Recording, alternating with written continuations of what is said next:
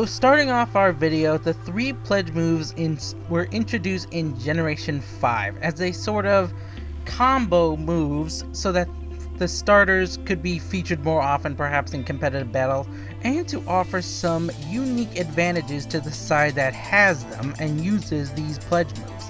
Unfortunately, what made them not very viable was that the effects they offered didn't linger very long, and the combos, while very effective, did not actually have the power that some of the more common moves allowed, and obviously some of the abilities that Pokemon naturally gained.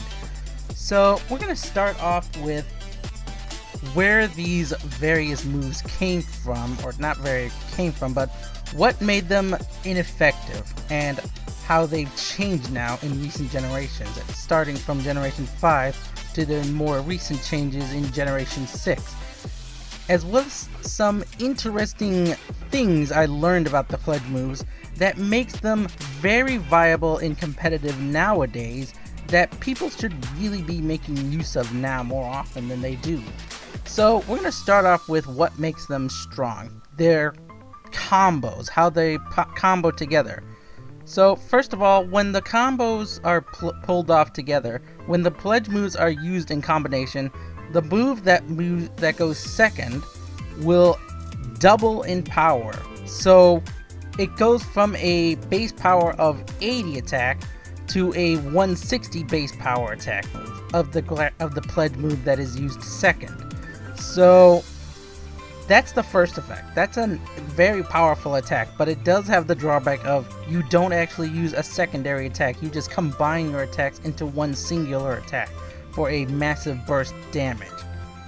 The secondary effect, though, is when you combine the moves in their various combinations, such as Water Pledge, Fire Pledge, or Grass Pledge and Fire Pledge, you will gain a very special effect for your side of the field, or for the enemy side of the field, depending on which of the three combos you use. So starting off, one of the more popular and more commonly known ones is the Fire Pledge Grass Pledge combo. When you combine the Grass and Fire Pledges together, the Fire Pledge will create a sea of fire which will envelop the opposing side of the field for a maximum total of 4 turns.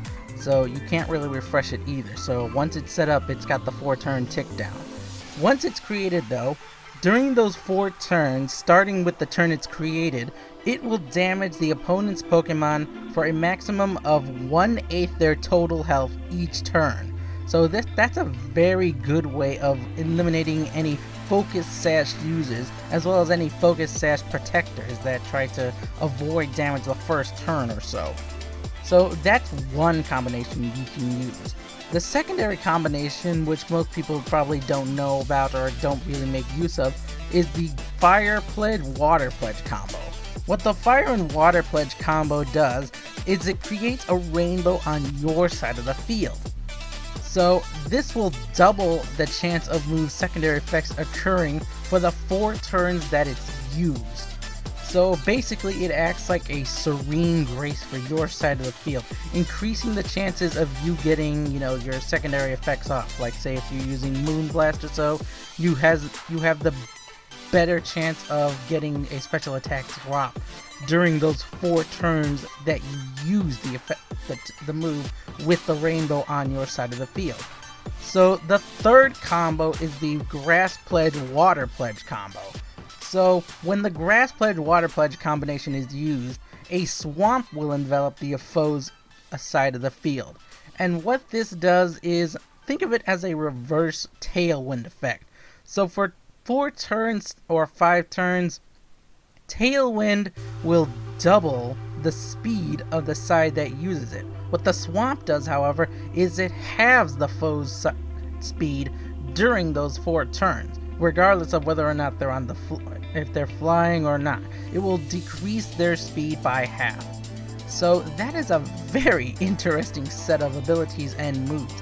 But there is also something else that I learned during my testing of these 3 pledge moves. I've used these pledge moves for a very long time now, at least for the at least for the current 7th generation. Not much during the 6th generation, and definitely not during 5th generation. But during my 7th generation playthroughs and 7th generation battles, I've been making use of these pledge moves, especially on my live streams and such. And I've been noticing some very interesting effects when I do use them. So in a few moments, I'm going to go into various videos demonstrating what each of these effects go through, how they look, and how they interact with your team and the opposing team. But once again, I will tell you that these pledge moves need to be really thought out when you use them, because you do sacrifice a lot of firepower when you choose to combo these moves. You don't get that secondary attack when you do use them. Instead, you get this one burst power of attack. Think of it like a free Z move without actually using a Z crystal. So starting off this first section video, we're going to be looking at the Fire Pledge, Grass Pledge combo. I want to thank my friend here for helping me test out my theories and such about these attacks, and as well as to demonstrate what these attacks do in battle. So we're going to be starting off this little segment here with Karen, my Delphox, and Deanna, my Superior. So my opponent is going to set up his light screen. Light screen will definitely go first thanks to Clefkey's Prankster. However, one thing I have learned is that when you use the two moves together, the Pokemon that move slower will use their pledge move immediately after the faster one uses theirs.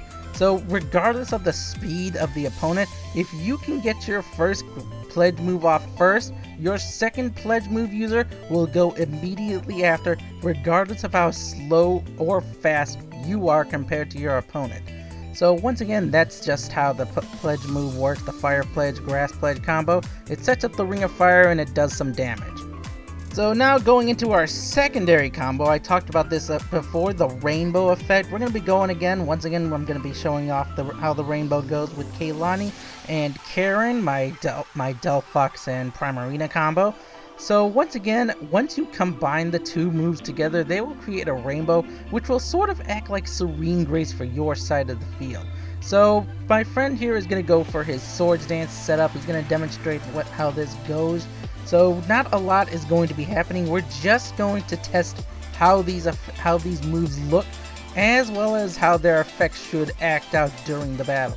So the Fire Pledge is going to go off. Neither of my Pokemon were faster than my opponent, but once again the pledge goes off, and because Kaylani was slower, she gets her move off and sets up the Rainbow effect. So it does a whole lot of damage, but because it's Mimikyu, it's not going to take any damage from that. But the Rainbow is now set up from my side of the field, so I get this free Serene Grace, as it were. So for those who don't know, Serene Grace doubles the chances of effects happening or moves with secondary effects from happening. So it gives you a greater chance of those effects happening. So like say if you Iron Head someone, you'll get a greater chance to flinch someone. So that's one way to look at it. But the Rainbow is only temporary. Serene Grace is permanent as long as the Pokemon that has the ability is on the field and uses it. But only that Pokemon will get the effects. What the Rainbow does is make it so that all your Pokemon for 4 turns will have the Serene Grace effect. So in a few moments here, I'm going to be setting off the battle here, and we're going to be demonstrating how this effect looks when it's used actually in combat. So once again, we're just going to be sitting here waiting. I'm sorry about how long this particular segment goes, but my friend is going to go and set up the Dragon Dances, even though even though by real rights we both should be attacking each other. We're just doing this again to demonstrate what these attacks look like and how they work in combat. So I'm going to go for the Mystical Fire here. It's a 100% chance because of Mystical Fire's effect, so that's not really important. It's Kaylani's Moonblast though. The Moonblast has a chance to decrease the special attack, but thanks to the Rainbow, it's almost a guaranteed to decrease special attack when it's used while the Rainbow is in effect. So now we're going into the Water Pledge, Grass Pledge combo. This is the last one, and probably one of the most devastating, depending on the team that has to fight against it or has to deal with the swamp. So I'm going to again show off how fast these two moves go. My Superior is faster than both the Dragonite and Mimikyu, but Keilani, this Primarina, is slower than all the Pokemon on the field. But because of the way the Pledge combo works, she's able to get her move off before the Mimikyu and the Dragonite can get their moves off. So I've already set up the Pledge combo going, so the Swamp is in effect. So half of his speed, my opponent's speed, has been lost despite the Dragon Dance being set up.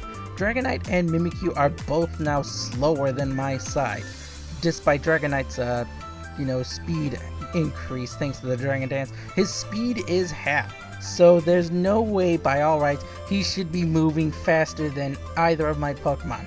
But once again, just to demonstrate this, we're both gonna show off how this works.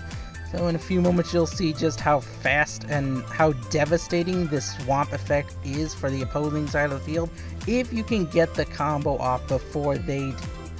So the Swamp has been set up, both of my Pokemon are ready to go, and here we go once again. I'm going to go for a Grass Pledge here just to demonstrate how fast we go. And once again the Moonblast goes off. I should be slower than Dragonite thanks to his Dragon Dance, but because of the Swamping effect, both of his Pokemon are slower than mine, despite, any speed increases. I mean, you can just see how devastating that speed loss is. If my Pokemon had really been comboing together, that Dragonite would have been gone in the first turn. So that pretty much covers what the 3 pledge moves do, how they work together, what the benefits they offer, and basically how strong they are if given the chance. And because of how few people use them, you can catch people really off guard with these pledge moves, especially if they don't suspect they're coming their way. And the benefits they offer really give you some interesting combinations and attack potentials that otherwise you would not get from these moves. Like, for example, you can make sure that your attackers can get, like, say, poison jabs or flinches off more frequently. Or you can even do special attack drops or attack drops with certain moves that do offer those benefits. But because of how inconsistent they are, you can get these moves off and make very good use of all of these benefits you get. I mean, you have a flame field that envelops the opposing side and deals damage to them constantly for 4 turns. You also have a Swamp that will lower their speed by half and make Pokemon that would otherwise be moving faster than you so much slower, allowing you to basically set up Trick Room without needing to use the move Trick Room. It's just, you have to really use these combinations effectively, and you really have to play smart, because you do sacrifice some benefits, such as you don't get a second attack off. You only get that one combo move off first, and you really have to play to the benefits and strengths of these moves and the starters that use them. So that's all I have to show you guys. I hope you guys enjoyed this video. I am your Fedora wearing Reshiram, and I will see you all next time. Bye bye.